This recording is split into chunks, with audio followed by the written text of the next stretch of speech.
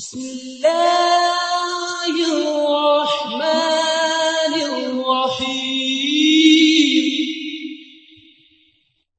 کیا مرنے کے بعد روح جو ہماری ہے وہ دوبارہ اس جسم میں لوٹا دی جاتی ہے؟ اور اسی سوال کا دوسرا پورشن، کیا مردے اس دنیاوی قبر میں ہماری پکار کو کسی اعتبار سے بھی سنتے ہیں؟ دیکھیں، اس میں اللہ کی کتاب ہماری بہترین رہنمائی کر رہی ہے کہ جس طرح سورہ مومنون کی 15-16 نمبر آیت میں اللہ تعالیٰ فرماتا ہے ثم انکم بعد ذلک لمیتون ثم انکم یوم القیامت تبعثون، اس زندگی کے بعد تمہیں موت آ کے رہے گی اور اس کے بعد تم قیامت کے دن ہی زندہ کر کے اٹھائے جاؤ گے۔ وہ اسی سورۃ المومنون کی 100 نمبر آیت میں اللہ تعالیٰ فرماتا ہے وَمِن وَرَائِهِمْ بَرْزَخٌ إِلَىٰ يَوْمِ يُبْعَثُونَ، اب سب مر جانے والوں کے پیچھے ایک برزخ حائل ہے اٹھائے جانے کے دن تک۔ اٹھائے جانے کا دن کون سا ہے؟ یوم القیامت تبعثون، یعنی قیامت کا دن۔ یعنی اس سے پتہ چلا کہ وہ برزخ قیامت تک کے لیے حائل ہے۔ برزخ کا مطلب ہوتا ہے ایسی رکاوٹ، ایسی اوٹ جس کو عبور نہ کیا جا سکے۔ یعنی قرآن کے اندر یہ اللہ تعالیٰ نے سورہ فرقان اور سورۃ الرحمن کے اندر بھی یہ لفظ استعمال کیا ہے۔ وہاں اللہ تعالیٰ نے 2 پانیوں کا ذکر کیا ہے، ایک کڑوا پانی ہے، ایک میٹھا پانی ہے، دونوں کٹھے بہتے ہیں۔ تو اللہ تعالیٰ کہتا ہے کہ وہ ایک دوسرے کے ساتھ بینہما برزخ لا یبغیان، ان کے درمیان میں ایک ایسی برزخ ہے، ایک ایسی اوٹ ہے جسے وہ بغاوت نہیں کر سکتے، جس کو وہ کراس نہیں کر سکتے۔ یہ معلوم ہوا کہ برزخ ایسی چیز کے لیے لفظ بولا گیا ہے، ایسے مفہوم میں بولا گیا ہے کہ جس کو عبور نہ کیا جا سکے۔ اور سورہ فرقان میں اللہ تعالیٰ بینہما برزخا و حجرا مہجورا، یعنی ان پانیوں کے درمیان میں ایک برزخ ہے اور ایسی حجر یعنی جدائی ہے کہ وہ ان کو الگ کر کے رکھتا ہے، یعنی کہ وہ دونوں پانی ملتے نہیں ہیں، مکس نہیں ہوتے وہ۔ اب اللہ تعالیٰ نے یہی لفظ استعمال فرمایا کہ وَمِن وَرَائِهِمْ بَرْزَخٌ إِلَىٰ يَوْمِ يُبْعَثُونَ، کہ اب سب مر جانے والوں کے پیچھے ایک برزخ حائل ہے اٹھائے جانے کے دن تک۔ یعنی مرنے والا اس برزخ کو، اس رکاوٹ کو عبور کر کے اس دنیا میں نہیں آ سکتا۔ یعنی یہ جو امتحان کی دنیا ہے، امتحان کی زندگی ہے، جو جس کا امتحان ختم ہو گیا، جس کا پرچہ پکڑ لیا گیا، جس کی روح کو قبض کر لیا گیا، اس کے لیے اللہ تعالیٰ فرماتا ہے کہ وہ اس دوبارہ دنیا میں نہیں آ سکتا۔ یہ اللہ تعالیٰ کا اٹل قانون ہے۔ اچھا، یہ اٹل قانون صرف برے لوگوں کے لیے نہیں ہے کہ جی برے لوگ جو ہیں انہیں کو واپس نہیں آنے دیا جائے گا، کیونکہ یہ سورہ مومنون کی جو آیت ہے اس میں یہی بات ہے نا کہ وہ برے لوگ جو ہے نا وہ کہتے ہیں کہ رب ارجعون، یعنی جب ان کی موت آتی ہے نا تو کہتے ہیں یا اللہ ہمیں واپس بھیجا جائے۔ قال رب ارجعون، کہتے ہیں کہ اللہ ہمیں واپس بھیجا جائے۔ لعلی اعمل صالحا فیما ترکت، یعنی مجھے وہاں بھیجا جائے جس کو میں چھوڑ آیا ہوں تاکہ وہاں پہ نیک عمل کروں۔ تو اللہ تعالیٰ کہتا کلا، ہرگز نہیں، ان سب کے پیچھے برزخ حائل ہے جانے کے دن تک۔ اچھا، اب اس سے کوئی سوچ سکتا ہے کہ اچھا یہ تو برے لوگ ہوئے نا، تو برے لوگوں کو تو قابو کر کے رکھنا ضروری ہے، اب کہ ان کا مہلت امتحان ختم ہو گیا۔ نہیں، نیک لوگوں کا بھی معاملہ یہی ہے۔ اللہ کے رسول صلی اللہ علیہ وسلم فرماتے ہیں کہ اللہ کا ایک مومن بندہ مرنے کے بعد اللہ کے ہاں جب اپنے اعمال کا صلہ جنت کے شکل میں دیکھتا ہے نا تو اللہ تعالیٰ سے فرماتا ہے کہ جا بندے چلا جا دنیا کے اندر دوبارہ، تو جو دوبارہ دنیا کے اندر بھیج دیتے ہیں اور دنیا میں جو کچھ ہے وہ سارا تجھے دے دیتے ہیں، لیکن وہ اپنے اعمال کے صلے کی شکل میں جو وہاں انعام دیکھتا ہے نا وہ کبھی بھی واپس آنا پسند نہیں کرتا، الا شہید، سوائے شہید کے۔ اور شہید 10 بار واپس آنے کی تمنا کرتا ہے لیکن اس کو آنے نہیں دیا جاتا۔ یہ معلوم ہوا کہ جو نیک بندہ تو واپس آنا ہی پسند نہیں کرتا، برا آنا چاہتا ہے ان کو بتایا جھڑک کے بتا دے کلا، ہرگز نہیں، اب تو واپسی ہے ہی نہیں ہے۔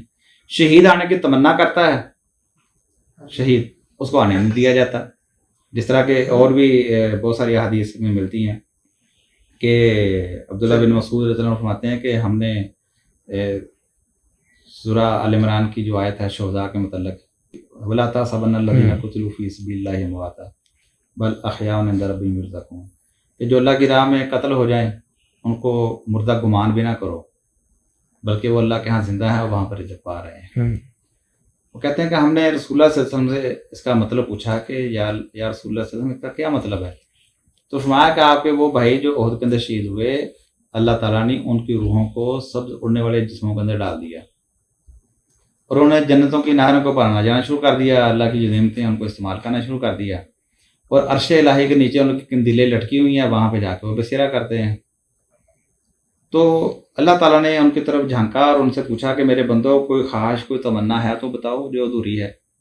میں نے کہا یا اللہ یہاں تو بن مانگے سب کچھ مل رہا ہے، کوئی ادھورا ہے ہی نہیں، سب کچھ بن مانگے مل رہا ہے، کوئی خواہش نہیں ہے۔ سبحان اللہ۔ اللہ تعالیٰ کی طرف سے بار بار یہ سوال پوچھا جاتا ہے، تو جب بار بار سوال پوچھا جاتا ہے تو شہداء نے آپس میں مشورہ کیا کہ جب تک ہم کسی خواہش کا اظہار نہیں کریں گے تو اللہ تعالیٰ ہمیں پوچھتا ہی رہے گا۔ تو انہوں نے پھر مل کے جو خواہش جس کا اظہار کیا وہ یہ تھا، نرید ان ترد ارواحنا فی اجسادنا حتی نقتل فی سبیلک مرۃ اخری، کہ ہماری ایک ہی خواہش ہے کہ ہماری روحوں کو دوبارہ ہمارے جسموں میں ڈال دیا جائے۔ ان ترد ارواحنا فی اجسادنا، ہماری روحوں کو دوبارہ ہمارے جسموں میں ڈال دیا جائے۔ کس مقصد کے لیے؟ تاکہ تیرے راستے میں دوبارہ شہید ہو جائیں۔ حتی نقتل فی سبیلک مرۃ اخری، تیرے راستے میں دوبارہ قتل کر دیے جائیں۔ ایسے کیا پتہ چلا کہ ان کی روحیں اس جسموں میں نہیں تھیں، وہ سب دوڑنے والی جسموں میں ڈالی گئی اور جنت کے اندر ان کو چلے گئے۔ یہ جسم تو یہیں چھوڑ گئے، وہ دشمن نے اس کو جلا دیا، دشمن نے بلاسٹ کر کے ٹکڑے ٹکڑے کر دیے، یا مختلف جگہوں پہ اس کے جسم کے حصے دفن کر دیے گئے۔ یہاں تو معاملہ ہی نہیں، یعنی وہ سارے معاملات جنت کے اندر ہو رہے ہیں، اور وہاں پہ ان کی خواہش ہے کہ ہم واپس جائیں۔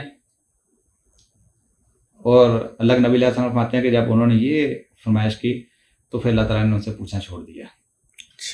اسی طرح ایک حدیث میں آتا ہے کہ جابر بن عبداللہ رضی اللہ عنہ جو ہے نا وہ بڑے پریشان غمگین تھے، تو رسول اللہ صلی اللہ علیہ وسلم نے پوچھا کہ جابر کیا بات ہے، پریشان کیوں ہو؟ وہاں کہ یا رسول اللہ صلی اللہ علیہ وسلم آپ کو تو معلوم ہے کہ والد جو ہے احد کے اندر شہید ہو گئے اور بڑا خاندان چھوڑ گئے، قرض بھی ان کے سر پہ تھا، تو اس وجہ سے میں پریشان ہوں۔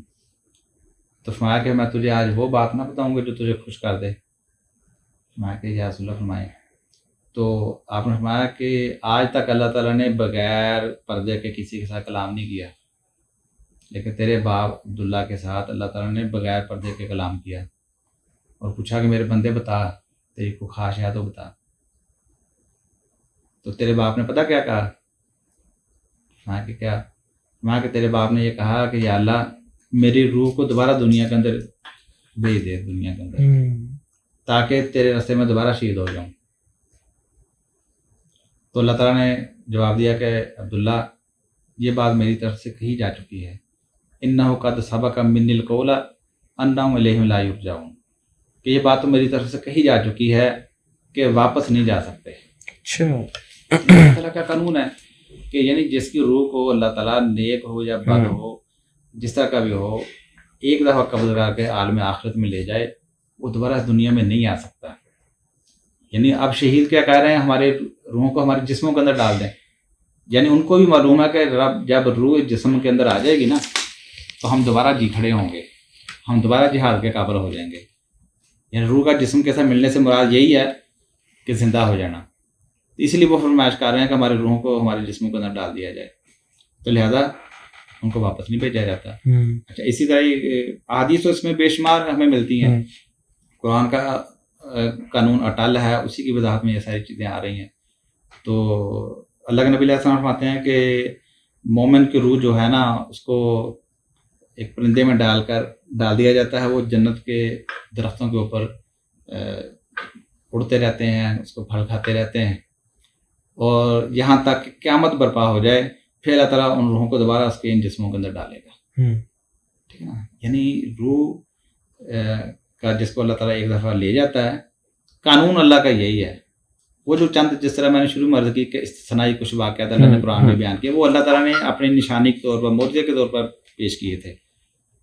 قانون یہی تھا کہ اس کو معجزہ کہتے بھی اس لیے ہیں کہ ہر بندہ یہاں پہ زندہ نہیں ہوتا، یہ نہیں ہوتا کہ ہم دفن کر کے ہیں اٹھ کے پیچھے گھر دوبارہ واپس آ جائے۔ ٹھیک، اگر ایسا ہونا شروع ہو جائے تو پھر کس طرح ہم کہیں گے کہ وہ معجزہ ہے؟ वो मुर्दा इसलिए था कि मरने वाले क़यामत से पहले ज़िंदा नहीं होते, क़यामत के दिन ही सब ज़िंदा होंगे, ठीक है ना। तो ये हमें सारी चीज़ें, अच्छा जो आपके इसी सवाल से मुल्हिक चीज़ थी कि क्या वो हमारे पुकार को सुनते हैं, हमारे सवाल को सुनते हैं या हमें देखते हैं। देखें जो फौत हो गए उनके लिए अल्लाह का कानून है, इन्नका ला तुस्मिल मौता, अल्लाह ताला है नबी सल्लल्लाहु अलैहि वसल्लम आप मुर्दों को नहीं सुना सकते। वमा अंता बेमुस्मिन मन फिल कुबूर, आप उनको नहीं सुना सकते जो कब्रों के अंदर दफन है। हालांकि ये आयत जब नाज़िल हुई थी, ये 2 अलग-अलग आयतें हैं का हिस्सा है, जब ये आयतें नाज़िल हुई थी इससे असल मुराद तो मुशरिकीन अरब थे, मुशरिकीन मक्का थे, जिनके वो दिन रात आप दावत दे रहे थे लेकिन उनको पर बेअसर हो रही थी दावत आपकी। तो उस वक्त अल्लाह ताला ने फरमाया कि नबी सल्लल्लाहु अलैहि वसल्लम आप मुर्दों को नहीं सुना सकते, आप उनको नहीं सुना सकते जो कब्रों के अंदर दफन है, आप इन बहरों को नहीं सुना सकते जो पीठ मोड़ के जा रहा है, ठीक है ना। अल्लाह ने असल में उन मुशरिकीन अरब को, मुशरिकीन मक्का को बहरे के साथ, मुर्दे के साथ, कब्र में दफन बंदे के साथ तशबीह दी है। तशबीह उसी के साथ दी जाती है जिसके अंदर वो वसफ पाया जाए। हमें कहना ये चीज़ बर्फ़ की तरह ठंडी है, ये चीज़ आग की तरह गर्म है, आप समझ जाएंगे कि बर्फ़ की ठंडक कैसी होती है, आग की गर्मी कैसी होती है। हम कभी ऐसा नहीं कहेंगे जी ये चीज़ आग की तरह ठंडी है, ये बर्फ़ की तरह गर्म है। वो तशबीह का मकसद ही क्या हुआ, तशबीह उसी का। अब बहादुरी बयान करनी है तो हम कहते हैं ये शेर की तरह बहादुर है, और बाद का हम कह देते हैं कि ये तो शेर है भाई। यानी आपको आप देखें कि ये मजाज बिल कनाया इसको हम कहते हैं, इन्हें उसको बिल्कुल शेर ही कह दिया, या ये चीज़ है कि भाई आग ही है मेरी, इसको कहते हैं मजाज बिल कनाया। यानी आपने तशबीह बलीग इस्तेमाल करते हुए यानी आपने टोटली उसको हुबहू वही बना दिया, ये भी नहीं कहा कि उसकी तरह है, तरह भी बीच में से ख़त्म कर दिया। तो अब मुशरिकीन मक्का को मुर्दे कहना, असहाबुल कुबूर कहना या बहरे कहना, यानी ये तशबीह और तशबीह बलीग है, ये मजाज बिल कनाया है कि यानी जिस तरीके से मुर्दे को दावत देना, पुकारना, आवाज़ देना बेफ़ायदा है, जिस तरह बहरे को जो पीठ फेर के जा रहा है, बहरा आपके सामने तो हो सकता है इशारे को समझ जाए, लेकिन जब पीठ फेर के जा रहा हो तो आप पीछे ढोल भी बजाते जाए, उसको नहीं पता कि क्या पीछे आवाज़ आई है। इसलिए अल्लाह ताला ने फरमाया कि बहरा जो पीठ फेर के जा रहा है, जिनकी मिसाल उसकी तरह है, ये तशबीह उसके साथ दी है, या जो कब्र में दफन है, ठीक है। तो अब ये तशबीहात इसलिए दी गई हैं कि कब्र में मुर्दा नहीं सुनता, बहरा नहीं सुनता। अगर बहरा सुनना शुरू कर दें तो उसको कौन बहरा कहेगा, ठीक है ना, बल्कि कहेंगे ये मकर कर रहा है, इसको सब कुछ सुनता है, ये बहरा है ही नहीं। तो इसलिए मुर्दे का ना सुनना इतनी अटल हकीकत है कि अल्लाह ताला ने फरमाया कि गोया कि ये मुर्दे ही है, समझो मुर्दे नहीं सुनते। और एक जगह अल्लाह ताला बताया कि इन तदऊहुम, जिन्हें मुशरिकीन को बताया, मुशरिकीन जिन हस्तियों को, जिन शख्सियात को पुकारते थे उनमें नेक लोग भी थे, अंबिया भी थे, बेशुमार लोग थे, उन्हीं की मूर्तियाँ बनाई गई थी। तो अल्लाह ताला बताया इन तदऊहुम ला यसमाउ दुआकुम, अगर तुम इनको पुकारो ये तुम्हारी पुकार को सुन ही नहीं सकते। बोलो समीउ मस्तजाबु लकुम, अगर लो फर्जिया है, अगर वो फर्ज महार ये सुन भी लें, मस्तजाबु लकुम ये कभी जवाब नहीं दे सकते। ये मुर्दे का ना सुनना कितनी अटल हकीकत है। अल्लाह ताला सुनते नहीं, इन तदऊहुम ला यसमाउ दुआकुम, सुन ही नहीं सकते। और सूरह अल-अहकाफ में अल्लाह ताला फरमाता है कि वमन अदल्लु मिम्मन यदउ मिन दुनिल्लाहि मन ला यस्तजीबु लहु इला यौमिल क़ियामा, उससे बढ़कर गुमराह कौन हो सकता है जो ऐसी हस्तियों को पुकारे जो क़यामत तक उसकी पुकार का जवाब नहीं दे सकते। अब क्यों नहीं दे सकते, सवाल ये पैदा था, क्यों नहीं दे सकते, क्या बोलने की इजाज़त नहीं है? बाद लोग कहते हैं जी उनको बोलने की इजाज़त नहीं, सुनते हैं लेकिन बोलने की इजाज़त नहीं है। वहुम अन दुआइहिम गाफिलून, वो इसलिए जवाब नहीं दे सकता कि इनकी पुकारों से बेखबर हैं वो। वैदा खुशीर नास कानून लहम आदाम व कानू बेइबादतिहिम काफिरीन, जब क़यामत के दिन सब लोगों को अल्लाह ताला जमा करेगा ना तो उनको बताया जाएगा कि ये थे तुम पुकारने वाले, तो अल्लाह ताला वो उनके दुश्मन बन जाएंगे, उनकी सारी इस पुकारों का, इनकी पूजा पाठ का, इन सारी चीज़ का वो इनकार कर जाएंगे। हमें नहीं पता आप लोग क्या करते रहे हो। फौत हो जाने वाले को इस बात का नहीं मालूम कि पीछे कौन पुकार रहा है, कौन आवाज़ें दे रहा है। कुरान का यही एक कानून है। इसी तरह अल्लाह ताला फरमाता है कि वल्लज़ीना यदऊना मिन दुनिल्लाहि ला यख़्लुक़ूना शैय्अन व हुम युख़्लक़ून, اللہ کو چھوڑ کر جن جن کو یہ پکار رہے ہیں انہوں نے کچھ بھی پیدا نہیں کیا بلکہ خود مخلوق ہیں. اموات غیر احیاء، بلکہ یہ فوت شدہ ہیں، موت آ چکی ہے ان کو. کیسی موت؟ دل کی موت کی بات ہو رہی ہے کہ دل کے مردہ نہیں. اموات غیر احیاء، ایسے مردہ کہ جن کے اندر زندگی نہیں ہے، بغیر زندگی کے مردے ہیں یہ. یعنی مردہ ہوتا ہے وہ جس کے اندر زندگی نہ ہو. وما یشعرون ایان یبعثون، وہ ان کو اتنا بھی شعور نہیں کہ یہ خود زندہ کر کے کب اٹھائے جائیں گے، کسی اور کا کیا شعور ہونا. تو معلوم ہوا کہ جو بندہ اس دنیا سے رخصت ہو جاتا ہے، اس کی وفات ہو جاتی ہے، وہ اچھا ہے یا برا ہے، وہ اس دنیا اس جہان سے وہ بے خبر ہوتا ہے. اس کو اس کا کوئی شوق نہیں ہوتا. ان کی پکاروں سے بھی بے خبر ہوتا ہے، یہاں کے حالات و واقعات سے بھی وہ بے خبر ہوتا ہے. یہاں کا کوئی شعور، اب اس کے سارے کنیکشن، سارے رابطے، سارا کچھ آخرت کے ساتھ ہے. اس دنیا کے سے سارا وہ منقطع ہے. قرآن کا یہ قانون ہے، یہ اٹل قانون ہے جو پورے قرآن میں ہمیں بیان کیا گیا ہے. ٹھیک ہے نا. اب اس کی مثال اور لے لیں آپ. سورہ بقرہ میں اللہ تعالیٰ نے عزیر علیہ السلام کا ایک واقعہ بیان کیا ہے. وہاں نام عزیر علیہ السلام نہیں ہے، لیکن یہ پتہ چلتا ہے کہ وہ پیغمبر ہیں. لیکن مفسرین کا زیادہ اس پہ اتفاق ہے وہ عزیر علیہ السلام تھے. وہ ایک ایسی بستی کے اوپر سے گزرتے ہیں جو تباہ ہو چکی ہے اور بالکل ویران ہے. اس کی چھتوں کے بعد الٹی پڑی ہے، کوئی عذاب یافتہ قوم ہو سکتی ہے. تو ان کے ذہن میں ایک سوال پیدا ہوتا ہے، انا یحیی ہذہ اللہ بعد موتہ، اللہ تعالیٰ ان کو مرنے کے بعد کس طرح زندہ کر کے اٹھائے گا. ایمان تو تھا اللہ کی بات کے اوپر، لیکن پیغمبر ہے، پیغمبر کچھ چیزیں پریکٹیکلی بھی دیکھتا ہے، اللہ تعالیٰ ان کو دکھا بھی دیتا ہے. ان کی یہ بات ہے، اللہ تعالیٰ فامات اللہ میت عام، ہم نے انہیں کو 100 سال تک کے لیے موت دے دی. اب دیکھیں سب سے پہلے یہ غور کریں کہ یہاں بھی آخری رسول صلی اللہ علیہ وسلم کے لیے بھی یا ان کے لیے بھی لفظ موت ہی استعمال ہو رہا ہے. یعنی لفظ موت یہ کوئی تحقیر کا لفظ نہیں ہے یا کسی کی شان کم کرنے والا، یہ تو کہ حقیقت کا اعتراف ہے. اس دنیا سے رخصتی کے لیے کوئی تو لفظ ہونا چاہیے تھا نا. بالکل. باقی جس طرح بہت سارے الفاظ استعمال ہوتے ہیں، وفات ہونا، پردہ ہونا، کنارہ کش، یا بہت سارے لوگ رحلت فرما گیا، انتقال کر گیا، وہ ساری تعبیرات ہیں. جو اصل لفظ ہے نا، اصل وہ موت ہی ہے. وہ موت ہی کو مجازی طور پر مختلف تعبیرات دی گئی ہیں. اب دیکھیں اللہ تعالیٰ ان کے لیے لفظ موت استعمال، فامات اللہ میت عام، ہم نے ان کو 100 سال تک کے لیے موت دے دی. پھر اس کے بعد اٹھایا. وہ پوچھا کہ کتنا کم لبثت، کتنا عرصہ تک تم رہے ہو موت کی حالت میں. قال لبثت یوما او بعض یوم، کہتا ہے یہ دن یا اللہ دن یا دن کا کچھ. اچھا اللہ تعالیٰ مطلب بل لبثت میت عام، تو 100 سال تک رہا ہے اس حالت میں. یعنی عزیر علیہ السلام اللہ کے پیغمبر ہیں، 100 سال تک مردہ رہے. مردہ رہنے کے بعد جب زندہ کیا گیا ان کو نہیں پتا کتنے موسم بدل گئے، کتنی سردیاں، کتنی گرمیاں بدل گئیں، کتنے سن بدل گئے، کتنی نسلیں بدل گئیں، کتنے طوفان آئے، کتنے قافلے گزر گئے یہاں سے. ان کو کوئی پتہ نہیں ہے، بے خبر ہے. وما یشعرون، کوئی شعور نہیں ہے. یعنی اس دنیا موت ہے اس دنیا کے ساتھ ڈسکنیکشن کا نام ہے.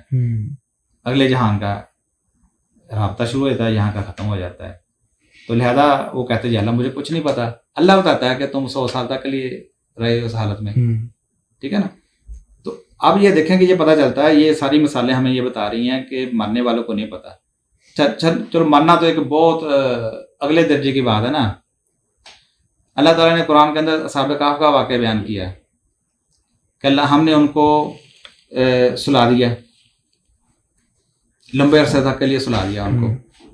بعض کہتے ہیں 309 سال، بعض کہ اس میں مدت میں اختلاف کر لیتے ہیں. چلو چھوٹے جتنا بھی ہے، ایک لمبا عرصہ تو وہ رہے نا، وہ لمبا عرصہ یعنی کہ وہ سوئے رہے ہیں. وہ اب جب سونے کے بعد وہ اٹھے ہیں تو اللہ تعالیٰ فرماتا ہے کہ 2 پارٹیاں بن گئے، ای الحزبین احصیٰ لما لبثوا امدا، 2 گروہ بن گئے. ان میں سے آدھے ادھر ہو گئے، ہاں جی کم لبثتم، کتنا، ایک دوسرے پوچھے کتنا عرصہ تک تم نیند کی حالت میں رہے ہو. قالوا لبثنا یوما او بعض یوم، دن یا دن کا کچھ. دوسرا کہتا ہے اللہ ہی بہتر جانتا ہے کہ تم کتنا عرصہ حالت میں رہے ہو. ٹھیک ہے نا. یعنی کہ مدت کا شمار نہیں ہے. یعنی زندہ تھے زندہ، لیکن نیند کی حالت میں تھے. اللہ تعالیٰ ان کی کروٹیں بھی بدلوا رہا تھا، سارا کچھ کر رہا تھا، ان کی حفاظت کا بندوبست بھی کیا ہوتا. لیکن آپ دیکھیں وہ عام لوگ نہیں تھے، اللہ کے نیک بندے تھے، اولیاء اللہ تھے، جن کے ایمان کی شہادت اللہ تعالیٰ دے رہا ہے. صحیح. یعنی ایک نیک بندہ بھی جب سو جائے تو اس کو نہیں پتا کہ پیچھے کیا ہو رہا ہے. باہر کتنے زمانے بدل گئے, سکے بدل گئے, زبانیں بدل گئیں, لباس بدل گئے, رہن سہن بدل گئے. وہ تو جب اٹھے اور ان کو بھوک لگی, انہوں نے کہا جاؤ یہ سکہ لے کر جاؤ اور کوئی پکیزہ کھانا لے کر آئے, اور ہوشیار ہو کر جائے, کسی کو پتہ نہ چل جائے. اگر ان کو پتہ چل گیا, آپ کو وہ گرفت کر لی, تو وہ تمہیں سنسار کر دیں گے یا دوبارہ اسی مذہب میں پلٹانے کی کوشش کریں گے. کیونکہ قوم ان کو پہلے بھی قتل کرنے کے لیے پلاننگ کر رہی, اس لیے وہ انہوں نے ہجرت کی تھی اور غار کے اندر پناہ لی تھی. اس لیے ان کے ذہن میں وہی لوگ ہیں, سارے دشمن ہیں. اگر ان کو پتہ چل گیا تو تمہارے اوپر غلبہ پانے کی کوشش کریں گے یا سنسار کر دیں گے اور تمہیں دوبارہ اسی یا مذہب میں پلٹانے کی کوشش کریں گے. تو اگر ایسا ہوگا تو تم کبھی فلاح نہیں پا سکو گے. ٹھیک. تو کیا پتہ چلا کہ اولیاء اللہ کو بھی جب نیند آ جاتی ہے صحیح, تو ان کو نہیں پتا باہر کیا ہو رہا ہے. ٹھیک. کتنی قرآن تو بھرا پڑا ہے اس طرح کی مثالوں سے, تو پھر ہمارے قوم کو سمجھ کیوں نہیں آ رہی؟ حدیث بھری پڑی ہیں, جتنی بھی صحیح حدیث ہیں اسی بات کو بھی بیان کر رہی ہیں. صحابہ کرام بھی اسی بات کے قائل تھے. ٹھیک ہے نا. تو اسی کو ہم نے دیکھنا ہے کہ قرآن ہمارے اختلافات کا کیا فیصلہ کر رہا ہے, رسول اللہ صلی اللہ علیہ وسلم نے کیا رہنمائی کی ہے, صحابہ کرام کس چیز کے قائل تھے. ٹھیک.